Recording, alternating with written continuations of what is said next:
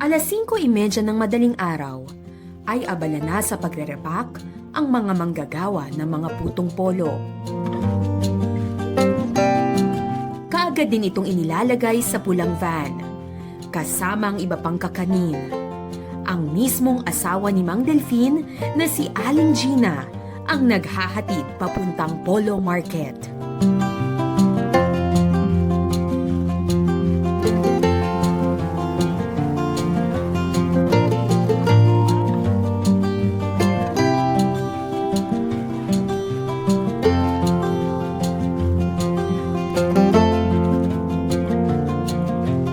Ganito ang mukha ng simpleng tindahan ng Mang Delfin Putong Polo.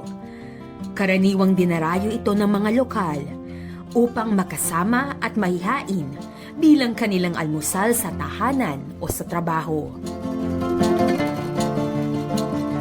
Tagal na po akong suki dito sa Putong Polo, Laate. Saka yung mga anak ko kasi ayaw ng ibang gusto nila yung dito lang. Alam nila kapag sa iba yung binibili kapag minsan wala silang tinda. Dinadayo ko kasi ng karne.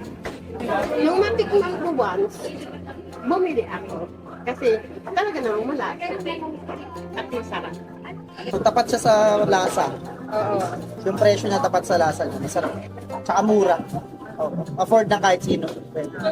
Ang kakaibang linamnam, abot kayang presyo, at kasiyasiyang kabusugan ay ilan lamang sa mga dahilan ng patuloy na paglago ng Putong Polo at pagiging malapit sa puso ng mga mamimili. Hindi na bago sa lungsod ng Valenzuela ang binabalik-balikang lasa ng Putong Polo. Hitik rin ito sa linamnam ng ating kasaysayan. Ang reference natin dyan ay nung panahon ni Pangulong Quezon.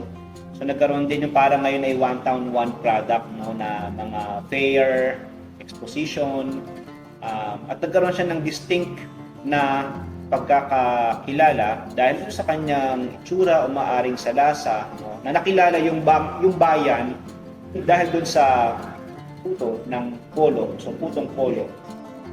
Siniserve ito sa mga hotel, sa mga restaurant sa Maynila. No, at nakilala rin siya nung mga bago magkaroon ng NLEX. Kasi bago magkaroon ng NLEX, ang main highway pa Central and Northern Luzon ay yung MacArthur Highway. So, syempre, kung yan yung main na daanan ng mga papuntang North Luzon, may mga bus stop yan. So, yun ang mabibili nila, Putong Pulo. So, pag uwi nila ng Maynila, pag uwi nila kayo ng probinsya, bit-bit nila ay Putong Pulo.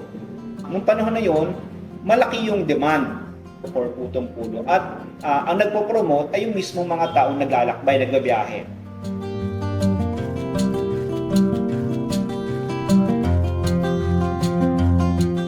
Ang isa sa mga cultural bearer na patuloy na pinauunlad ang industriya ng Putong Polo sa Valenzuela ay si Mang Delfin.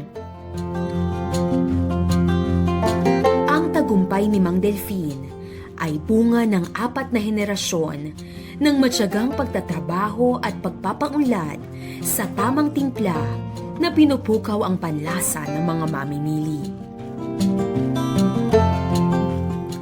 Ang una hanggang 3 henerasyon ay pinamumunuan ng mga ina mula sa pagtitimpla, pagluluto, pagtitinda o ang kabuuang pamamahala nito.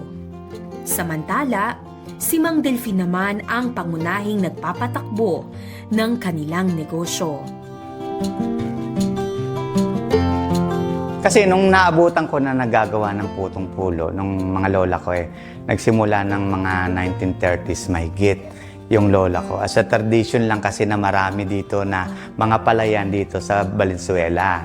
Yung polo dati, abundant to sa mga bigas at mga ibang agricultural product. Kasi syempre, nung araw kasi kung ano lang yung kung ano yung meron sa isang lugar, yun yung ginagawa nilang hanap buhay.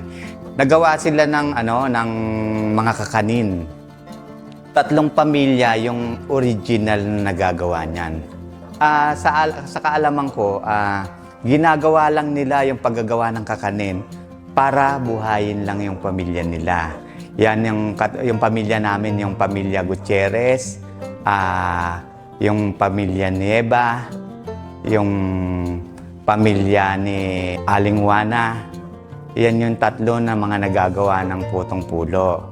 Yan ang kahit siguro naman yung mga taal na tigapulo ay hindi nila makakaila na kung sino talaga yung mga original na nagagawa ng putong pulo dito sa Valenzuela.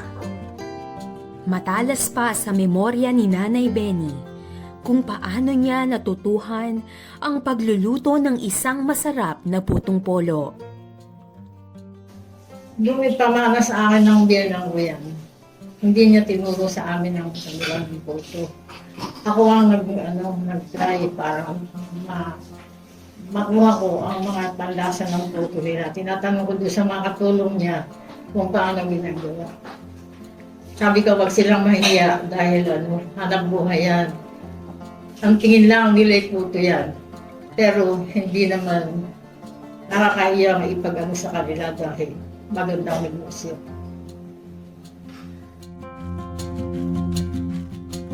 Sa unang tingin ay isang magandang bahay lamang ito. Ngunit nasa loob nito ang kwentong nais ibahagi ni Mang Delfin sa atin.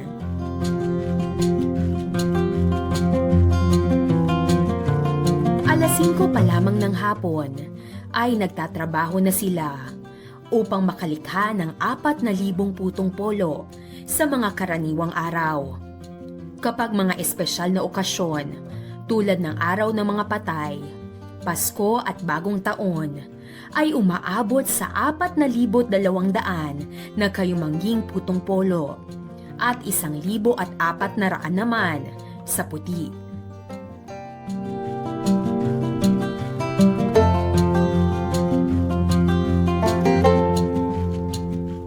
Hindi maramot si Mang Delfin sa pagbabahagi sa atin ng proseso ng paglikha ng malinamnam na putong polo. Ang tunay na putong pulo ay may 3 variety. Pagka sinabing putong pulo, meron siyang puto brown, puto white, puto kutsinta. Ngayon, lahat ng iyan ay all natural ang mga ginagamit natin na mga sangkap. Nandito po tayo para ipakita sa inyo kung paano yung actual po na pagluluto ng putong pulo. Ibababad po natin yung bigas ng 4 to 5 hours. Ngayon po, pagkatapos po ng process natin na ito, huhugasan na po natin siya mga 7 times.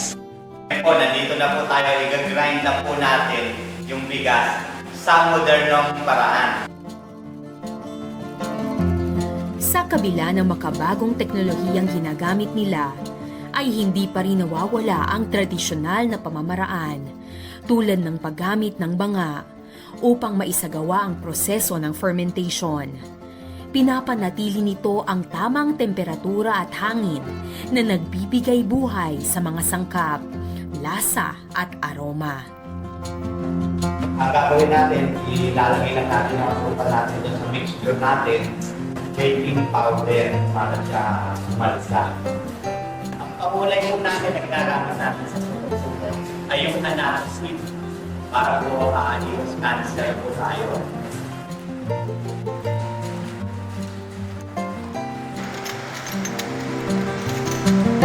Ito pong lansungan natin ay ginagamit po ng mga ninuno namin ay gawa sa bamboo. Saraan na po namin siya.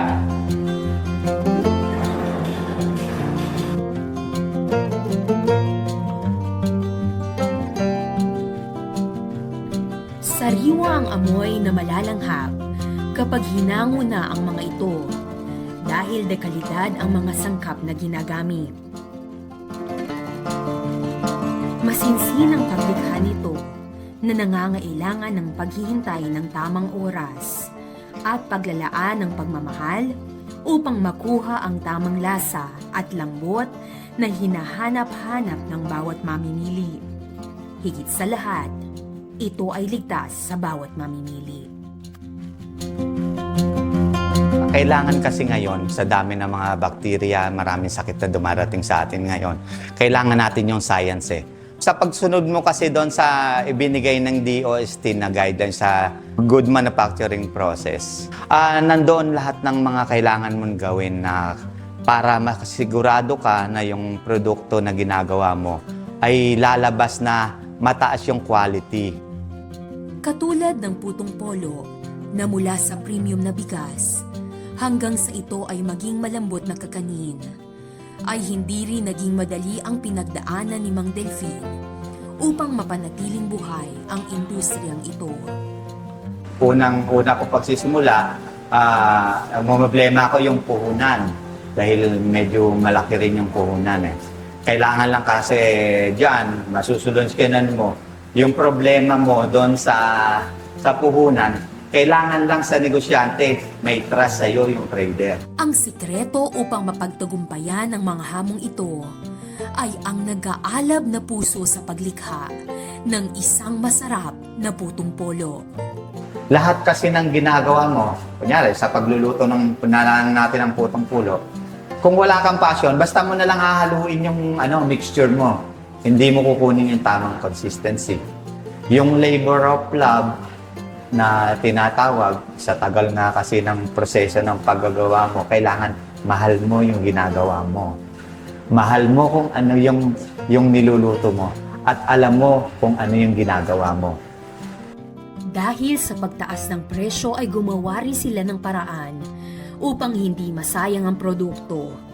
Bilang pangunahing namamahala sa pagtitinda, malinaw kay Aling Gina ang halaga ng pakikinig at mahabang pasensya upang magkaunawaan ang bawat isa. Tulad niyan, syempre dumarating sa punto na mahal, bawas kami ng paninda, konti-konti lang. Para yung paninda namin, lagi tingnan.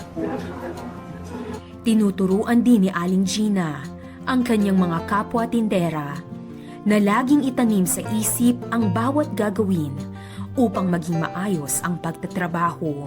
Sa akin, hindi ako naniniwala sa salitang hindi ko alam, hindi ako sanay. Lahat ng tao pag gusto, magagawa. Ang hirap ng buhay na dinanas ni Monching ang naging paraan niya upang makilala ang putong polo. Naranasan ko naman yung time na nag-aaral ako doon saan pumapasok ako lang agahan. Sa gabi naman, tulog mo na lang. Wala, inom ng tubig, tulog. Yun. Sa kabila ng mga ito, patuloy siyang kumakapit sa pag-asa at pangarap sa kanyang pamilya.